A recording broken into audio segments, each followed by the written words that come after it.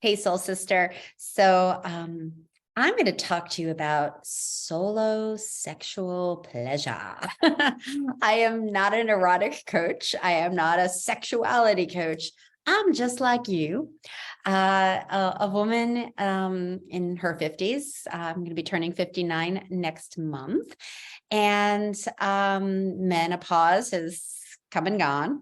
And I had an experience today with some solo pleasure, and it had me thinking that it was a good topic to bring in here. So there's a lot, I bring in all these amazing sexuality teachers, and there's something so important that they speak about around taking care of yourself and having, self-pleasuring. And I don't know about you, and this is like totally vulnerable to share with you, but you know me, I really do love to share what's going on in me as potential support for you. So maybe you don't feel as alone in this journey of sexuality, love, intimacy, all that stuff. And so what I've noticed since I've gone through menopause is that, when I used to have solo pleasure, on a regular basis, multiple times during the week. Now I notice that it's like, oh, I kind of in the mood, but I'd rather watch a Netflix, or I'm kind of feeling kind of in the mood, and I think I'm going to go for a walk. And it's all good. There's like no judgment there. However, I was feeling today, ha ha ha. I was feeling today, I was like, I'm kind of in the mood. I'm kind of feeling that energy going. I'm not in a relationship right now, though, I have some options for some knock, knock, knock. Why don't you come over and have some fun with me? But I'm not even there right now. I just really want to date and connect deeply with potential partners. And so I'm not very sexually active right now. And in the past, that's typically when my mojo is definitely rising and where I would have more solo play. So now that I'm not having the sexual encounters with others and I'm postmenopausal, I'm noticing that I'm kind of putting it on the back burner.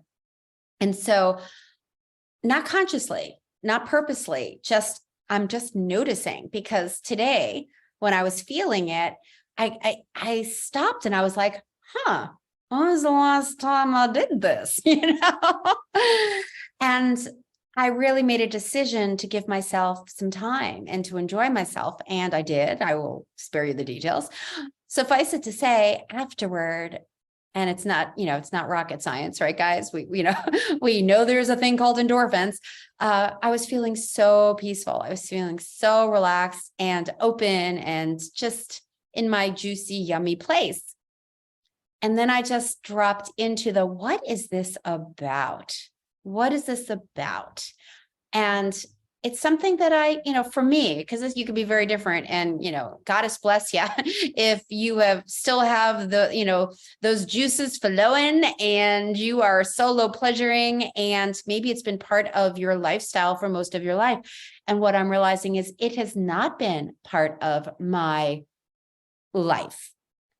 Yes, I've had solo play here and there, but typically it was when I was in relationship. And frankly, I've been in many relationships. I love relationship.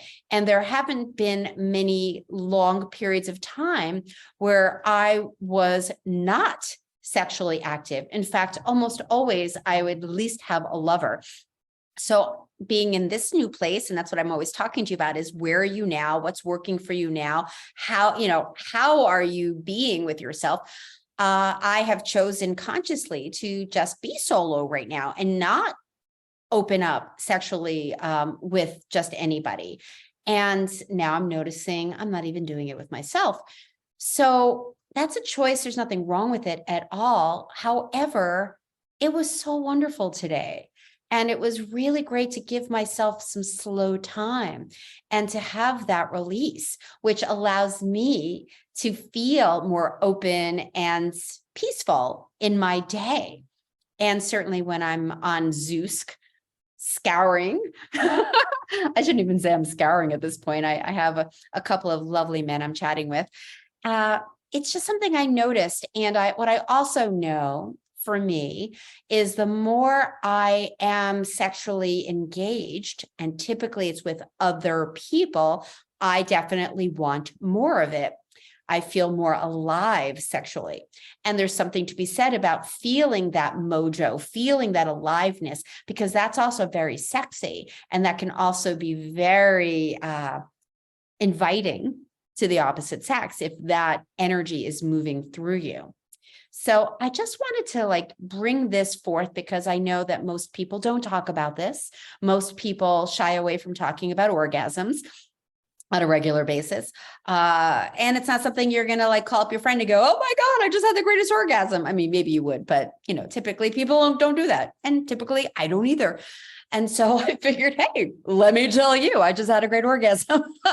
But it's not about the orgasm, sister. It really is about taking time to pleasure yourself. And whether it's sexual pleasure, whether it's going to a flotation tank, whether it's just doing some slow breathing and just connecting to your body, I just invite you to really take some time to connect to yourself and slow down. And like I said, the solo pleasuring, it's definitely something to consider.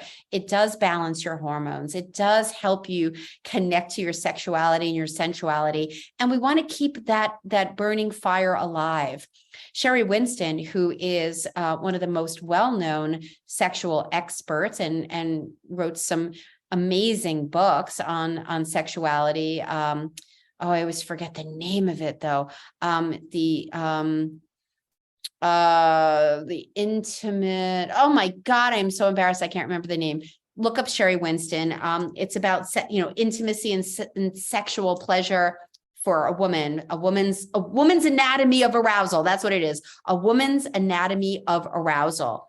And she goes into what it is that goes on in our bodies and our sexual organ and how we don't even know a lot about our pussies, seriously. So I encourage you to catch that book, grab that book.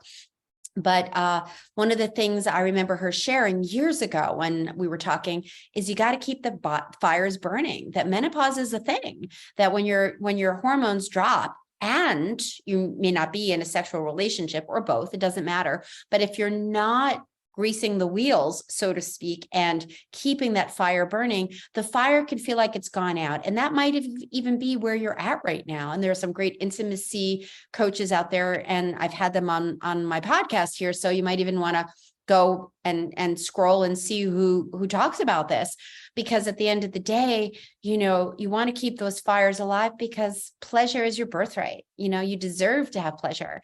And it's kind of sort of easy to kind of go, yeah, let me just watch some Netflix. I don't necessarily want to spend a half hour or 45 minutes or 10 minutes or whatever you do to enjoy yourself. And so as we're approaching, what's it called? Valentine's Day. And I believe this is going to be airing before Valentine's Day. And if you're listening to it after Valentine's Day, doesn't matter. I'm going to encourage you to create a date for yourself around solo pleasuring.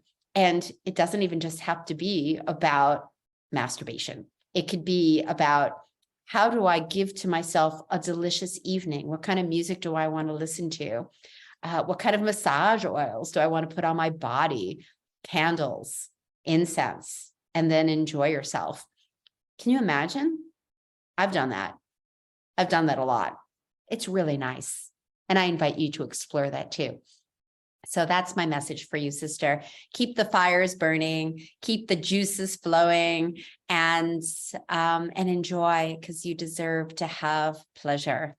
And when you do, you will feel more sexy because you will feel more sexiness.